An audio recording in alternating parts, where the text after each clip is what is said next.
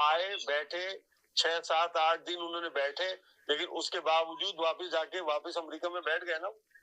اور اب وہ مختلف چینلز کو انٹرویو دیتے ہوئے بتا رہے ہیں کہ ہم نے پوری کوشش کی تھی, لیکن ہمارے دوستوں کی طرف سے رویہ اتنا تھا کہ سامنے والا وہ ان کو قبول کرنے کے لیے تیار نہیں تھا. تو اگر آپ ایک ہی قدم کھڑے ہو جائیں اور ایک قدم پیچھے ہٹنے کی کوشش نہ کریں, کیونکہ دیکھیں جب بھی مذاکرات ہوتے ہیں وہ گیو اینڈ ٹیک کے اوپر ہوتے ہیں کہ کچھ آدمی پیچھے ہوتا ہے, کچھ آدمی آگے ہوتا ہے. لیکن اگر آپ یہ سمجھتے ہیں کہ آپ 8 فروری کے اوپر ہی اپنی دنیا کو ختم کر کے شروع کر کے ختم کریں گے, تو میں سمجھتا ہوں کہ اس حساب سے تو بہت پانی گزر چکا ہے. 8 فروری والی پوزیشن پہ تو کبھی بھی آپ کے مذاکرات کامیاب نہیں ہو سکتے.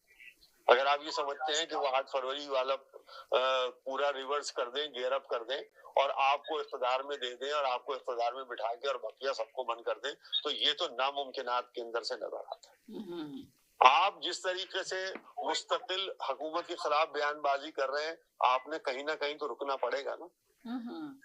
کہیں نہ کہیں ملک کی بہتری کے لیے یا ملک کے سوچ کے لیے یا ملک کے اچھے مستقبل کی خاطر دونوں فریقین نے اپنے اپنے کشکول میں سے کچھ چیزوں کو کم کرنا پڑے گا. مذاکرات کی ٹیبل پہ اگر آپ نہیں آئیں گے تو اسی طریقے سے کشیدگی بڑھتی رہے گی. نقصان کس کو ہو رہا ہے دیکھنے والی یہ بھی تو چیز ہے نا. نقصان ہو رہا ہے عوام کو, عام آدمی کو, اور ایک اس مخصوص پارٹی کو جس کے ساتھ سب کچھ ہو رہا ہے. بقیہ تمام لوگ اس کے بینیفیشریز ہیں اور اس سے فائدہ اٹھا رہے ہیں.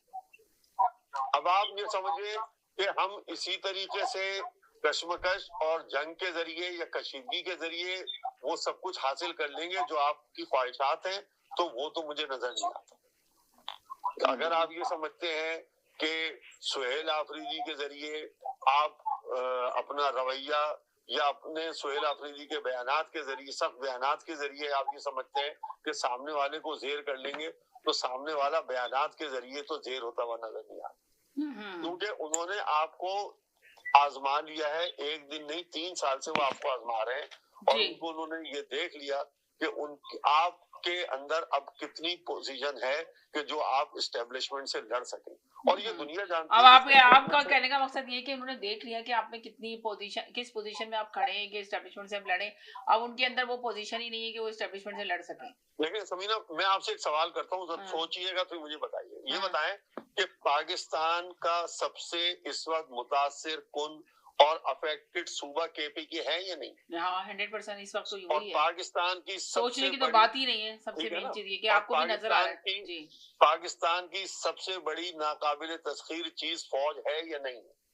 حقیقت میں ہے. کیا ایسا سمینا جی, میں بھی آپ سے ایک سوال کرنا چاہتا ہوں کہ گردہ اور آنکھ کس کا گیا ہے؟ کیا ایسا ممکن ہے؟ ابھی آپ کی باری آئے گی, آپ بولیے گا بھی, بس لینے والی ہوں آپ کو. ایک سیکنڈ, گردہ ایک آنکھ کس کی گئی ہے؟ ارے ایک سیکنڈ میں صبر کر لیں پلیز, ان کو پورا کرنے دیں, بس لاسٹ ہے ان کا. جی سر, کیا ایسا ممکن ہے کہ اس فوج کا یا اس اسٹیبلشمنٹ کا پورے صوبے پہ, پورے پاکستان میں تو کنٹرول ہے, اور نہیں ہے تو صرف اس صوبے میں اس کا کنٹرول نہیں ہے کہ جہاں پہ سب سے زیادہ اس کی ضرورت ہے. کیا ایسا ممکن ہے کہ 3 صوبوں میں تو اس نے فارم 45 اور 47 بنا لیے, اور ایک صوبے میں اس کی اجارہ داری نہیں ہے یا اس کی رٹ نہیں ہے, وہاں پہ سب اپنی مرضی سے ہو رہا ہے یا کسی ایک پارٹی کی مرضی سے ہو رہا ہے؟ ایسا ہو نہیں سکتا.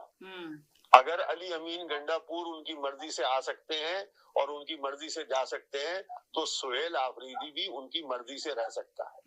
اگر وہ چاہتے تو یہ ناممکنات میں سے تھا کہ یہ 93 آدمی وزیر اعلیٰ ہاؤس سے باہر نہیں نکلتے اور ان کے اعتماد کا ووٹ ہو جاتا. یہ کوئی بھی ذی ہوش شخص تسلیم نہیں کر سکتا کہ آپ کو صوبے کے اندر اس طریقے سے آپ کی مرضی کی اجازت ہے کہ آپ اس کے اندر سب کچھ کر سکتے ہیں. اسٹیبلشمنٹ جانتی ہے, اسٹیبلشمنٹ کو معلوم ہے کہ کون وزیر اعلیٰ ہے, اس کی کیا آنے والے دنوں میں کیا ہونا ہے, اور یہ سب کچھ سمجھ بوجھ کے تحت چل رہا ہے. آج سہیل آفریدی جو بھی کر لے, لیکن ہوگا وہی جس کے ساتھ وہ, جس مرضی کے ساتھ وہ آگے بیٹھے. میں یہ کبھی بھی تصور